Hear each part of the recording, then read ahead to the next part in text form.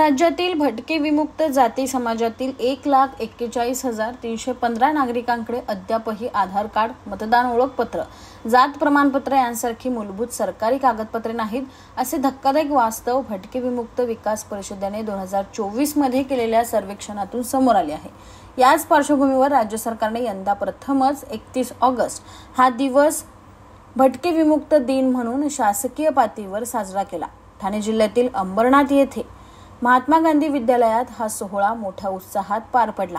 महाराष्ट्र शासनाच्या इतर मागास बहुजन कल्याण विभागाने काढलेल्या GR नुसार विमुक्त जाती भटक्या जमातींना ओळखपत्रे आणि शासकीय योजनांचा लाभ मिळवून देण्यासाठी विविध कार्यक्रमांचे आयोजन करण्यात आले होते।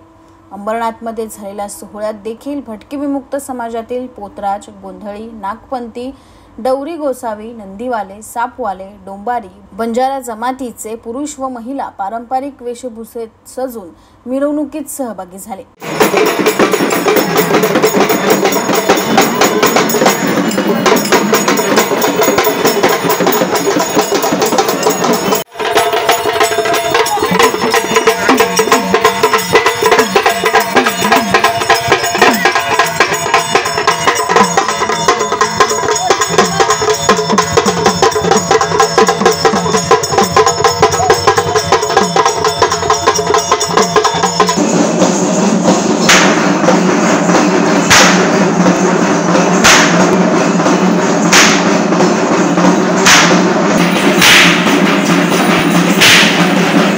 या कार्यक्रमाला राज्याचे उपमुख्यमंत्री एकनाथ शिंदे, अन्न व नागरी पुरवठा मंत्री नरहरी झिरवळ, आमदार डॉक्टर बालाजी केनीकर, आमदार किसन कथोरे, माजी आमदार नरेंद्र पवार, रिपब्लिकन नेते श्याम गायकवाड, भाजप नेते गुलाबराव करंजुले पाटील, राष्ट्रवादीचे नेते सदाम पाटील, काँग्रेस नेते प्रदीप पाटील, शिवसेना नेते अरविंद वाळेकर आदी मान्यवर उपस्थित होते।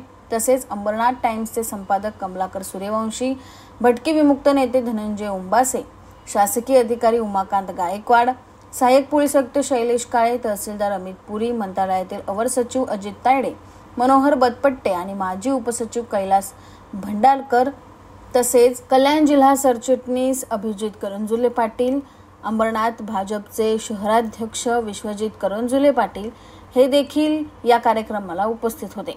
या कार्यक्रमाचे अध्यक्षस्थान नागपंथी डवरी गोसावी समाजाचे अध्यक्ष भीमराव इंगोले यांनी भूषवले।